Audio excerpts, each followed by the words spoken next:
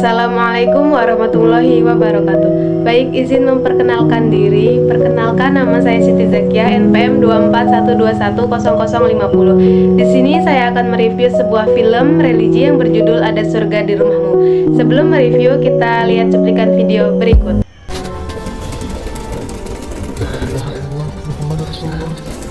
La ilaha illallah Muhammadur Rasulullah.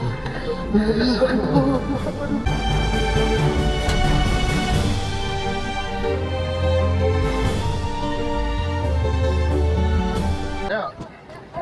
Bagusnya layar kau nih. Untuk apa Inggris sama? Jangan dari kau. Apa kau?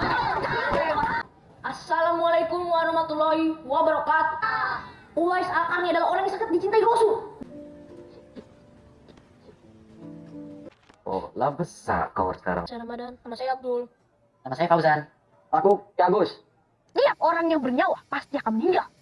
Kita curang dalam perdagangan, kita akan ditimpa kekeringan. Ya Allah, Kang.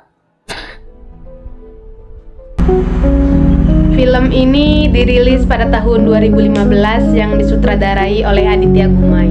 Film ini merupakan adaptasi dari sebuah novel yang berjudul Ada Surga di Rumahmu, karya Ustadz Ahmad Al-Habsyi. Film ini dimulai dari kisah di salah satu kampung di tepian Sungai Musi, Palembang. Ada seorang anak yang bernama Ramadan. Ramadan ini di waktu kecil dia sangat nakal sekali, tetapi di balik kenakalannya itu Ramadan memiliki bakat dalam berceramah. Karena di saat mengaji Ramadan usil kepada teman-temannya, kemudian ayahnya Ramadan menghukum Ramadan dengan cara berceramah di depan teman-temannya. Tapi ceramah apa ya? Ceritakan tentang Uwais Al-Qarni.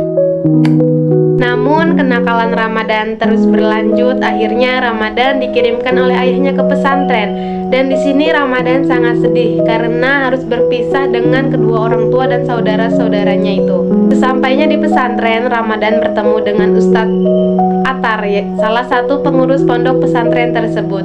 Ramadan pun dikenalkan dengan teman-teman sekamarnya. Nama saya Abdul.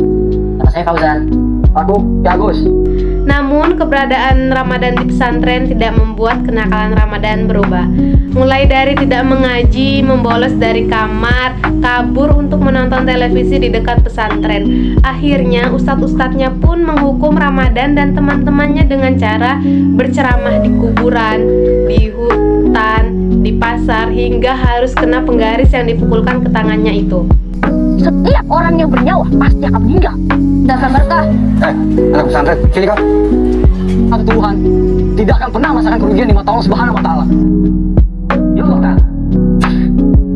Hari demi hari dilalui Ramadan di pesantren hingga 10 tahun kemudian Ramadan telah menjadi seorang guru dan ustadz. Ramadan pun menjadi guru silat di pesantrennya itu. Ramadan pula menjadi seseorang yang sangat disayangi oleh gurunya. Ingat, ridhonya Allah. Singkat cerita, Ramadan bertemu dengan Kirana. Kirana adalah salah seorang wanita yang dulunya pernah syuting di pesantren Ramadan. Disinilah awal mula Ramadan terobsesi ingin menjadi seorang yang terkenal. Kemudian Ramadan memutuskan untuk pergi ke Jakarta untuk memulai syuting. Datangnya ke Jakarta. Tetapi sesampainya di Jakarta, Ramadan merasa durhaka karena tidak meminta izin kepada kedua orang tua dan gurunya itu. Kemudian Ramadan memutuskan untuk kembali ke Palembang dan meneruskan di pesantren.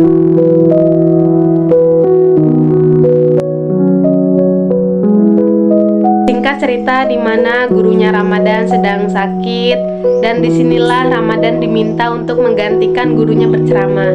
Dan di sini pula awal ceramah Ramadan dikenal banyak orang karena Ramadan berceramah di rumah kedua orang tua Kirana. So, ganti tampil ceramah.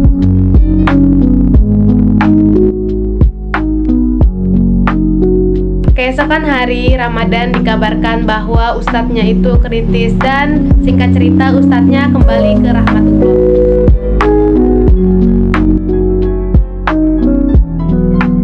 Cerita berlanjut di kediaman Ramadan di mana uminya Ramadan sedang jatuh sakit. Disinilah uminya meminta untuk pindah ke ruang tamu.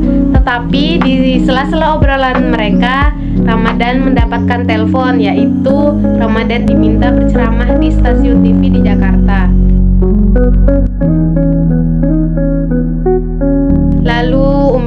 Ramadan jatuh sakit. Disinilah Ramadan bingung karena harus mencari biaya yang sangat banyak. Dan di sini pula Ramadan sangat bingung karena harus menunggu ibunya di rumah sakit atau pergi ke Jakarta mengisi ceramah di stasiun TV. Lalu ayahnya Ramadan berkata, "Pergilah nak, biar Allah yang menjaga." Biar Allah yang menjaga. Akhirnya Ramadan pun memutuskan pergi ke Jakarta untuk mengisi ceramah di stasiun TV. Dan isi ceramah Ramadan yaitu, "Bila kamu ingin mencari surga, janganlah pergi ke jauh, karena surga ada di rumahmu, yaitu kedua orang tuamu." Begitulah isi ceramah Ramadan di stasiun TV. Surga yang paling adalah orang tua kita. Baik, segitu saja review cerita yang dapat saya sampaikan.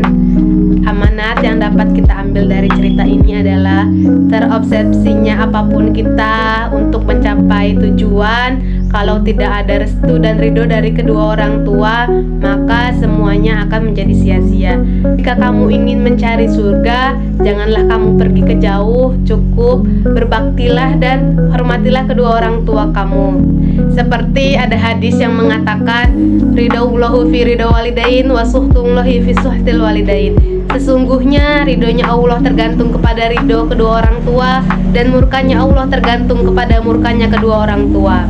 Itu tadi pesan moral yang dapat saya sampaikan. Semoga yang sedikit ini mendapatkan manfaat untuk kita semua. Baik, segitu saja yang dapat saya review dari sebuah film yang berjudul Ada Surga di Rumahmu. Saya akhiri, wabillahi taufiq walhidayah. Wassalamualaikum warahmatullahi wabarakatuh.